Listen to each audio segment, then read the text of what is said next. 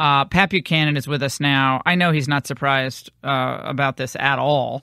Leave it to the U.S. media complex to criticize the president for actually being engaged and going to the region and offering support, as Texas is in for years of, frankly, struggle after this flood. And Buchanan joins us now. Pat, great to talk to you. Good to talk to you, Laura. So what do you... They don't seem to like the president's performance. We're just getting along to realizing that. They loathe the man, and they simply are not going to find any reason to say something nice about him. So what they say is, in effect, we would have shown more compassion had it been us. We would have shown more warmth and caring. And he's a soulless creature.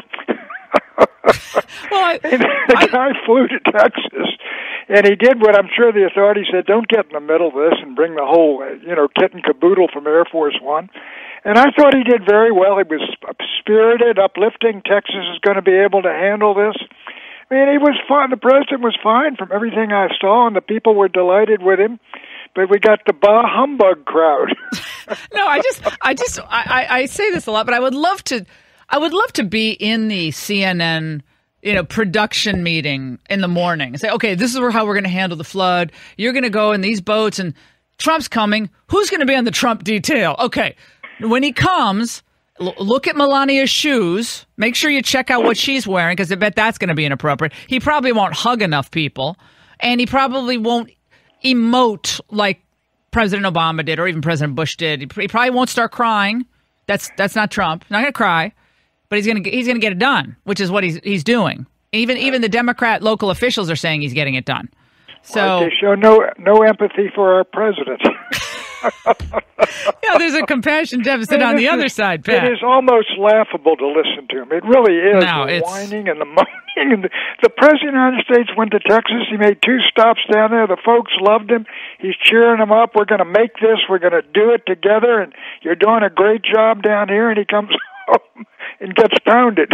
No, well, I think so many people are tuning the American media out at this point. I did predict, Pat, yesterday that there would be a call for immediate amnesty for all illegal immigrants who were, in the flood. And like clockwork, on the front page of the New York Times, here's the title of the piece: "An uneasy time for immigrants, comma, and then the rain began to fall." Oh, this is just bad writing. This is bad writing at the New York Times.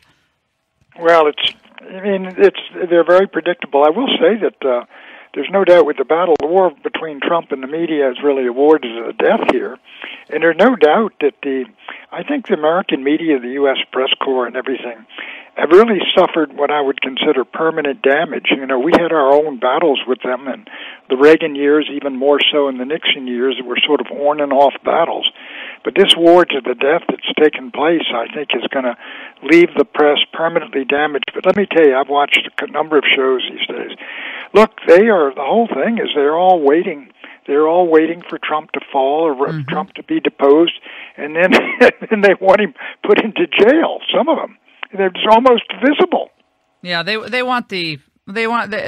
waiting for impeachment, but they're hoping he's pushed to resign because, some lawyer for Trump was pushing for the hotel deal in Moscow. I mean, there's always a little drip. When things start going well for Trump, there's always a story that then is leaked out or comes out. Well, but his company was pursuing a deal in Moscow during the campaign, and there's never going to be a period of time where there's some lull. There's always going to be the things are going well for Trump and the economy. None of them are complaining about the economy, by the way. Do you notice that? So the economy's going well, disaster relief going well. So, it's the Moscow hotel. Okay, Mueller's right on the cusp of an indictment.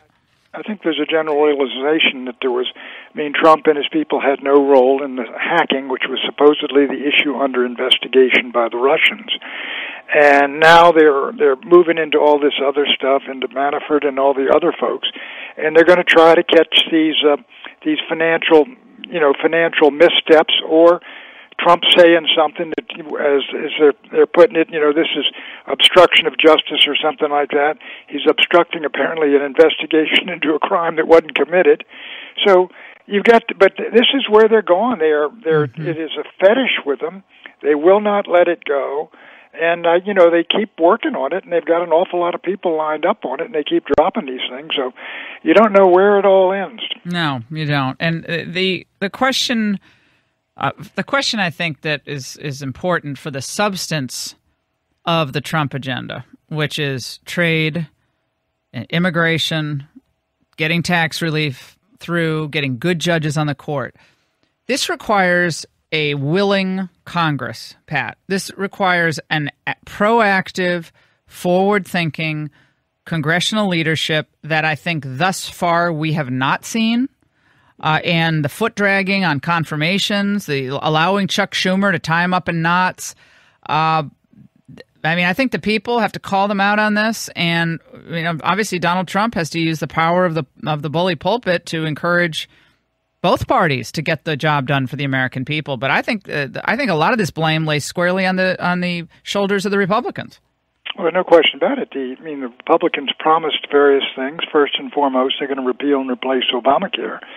And they failed to do it, despite the fact they got both houses of Congress. Now, I understand why Mitch failed. John McCain, who's a great media hero and who was praised by the media for what he did, he went south on Mitch and provided a single vote that prevented the whole bill from moving forward. And what is Mitch supposed to do there?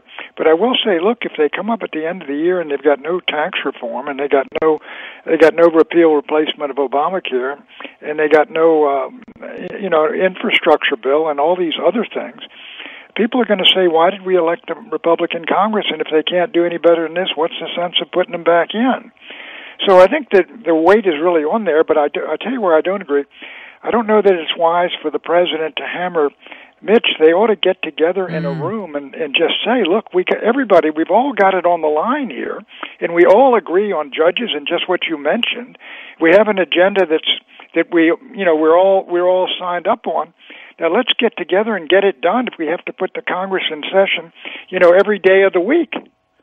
Well, I think that's a great point. And he's not going to ever do wrong by reaching out to GOP leadership on the issues he ran on. He's not going to get everything he wants. You never do. But, it's in both of their interests and the interest of the country to get something done. I don't understand, first off, it's also true that, when is Congress coming back? Sometime in October. Oh, don't you love that? 5 weeks. 5 weeks vacation. I've never had something like that in my life, except when I'm unemployed. Pat, I can honestly say the only time I ever had any extended period of time off was after all of my schooling and after all of the law school and I had 2 months before I went to work at a law firm in D.C. But that's only because the most amount of time I think I ever had off, like when I was working, was maybe 4 days, 5 days. It's just not, we don't have time. When you're getting going, you have to work. Yeah, when I got out of graduate school, I came back to D.C. from New York in journalism school in New York, and came home for the weekend and got on a train to St. Louis. That's right. You were right back in you were right in the thick of things. My first look at Middle America was not impressive.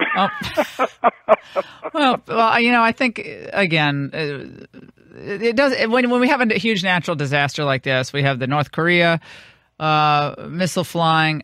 Congress should just haul itself back into town, don't you think? They should go Labor Day. Sure do. Get back. Come back and show you're serious. You're working day and night. Right. You're really, you got your nose to the grindstone. And instead of these, the Tuesday to Thursday and all the rest of it, and the vacations. Don't you love that? Everything's on the line.